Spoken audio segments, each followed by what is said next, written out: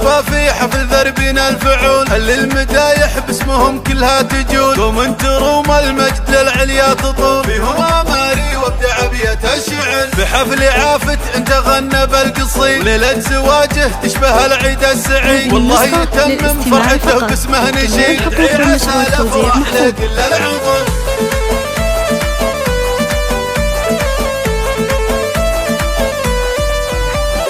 وامداح اخوانه وافتخر فيهم بعد، والفو نعم تنقال بوجيه السعد، واهل المكارم والفعول اللي تعد، يستاهلون المدح عنوان الفخر، امدح ابو خالد وابو سعود الشهم، يستاهلون المدح هم والفو نعم، مثل الحرار الشامخه فوق القمم، كل واحد عند اللقاء محزن ظهر.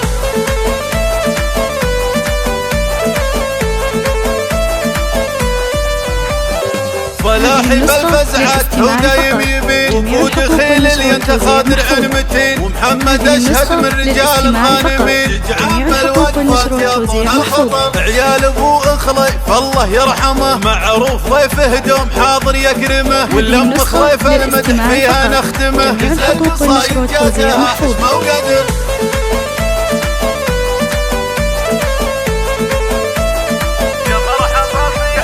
يا مرحبا في حفل ذربنا الفعول، اللي المدايح باسمهم كلها تجول، قوم انتروم المجد للعليا تطول، فيهم اماري وابدع ابيات الشعر، بحفل عافت انت غنى بالقصيد، وليلة زواجه تشبه العيد السعيد، والله يتمم فرحته باسمه نشيد، ادعي عسى الافراح لكل العمر. جميع الحقوق للنشر والتوزيع محفوظة.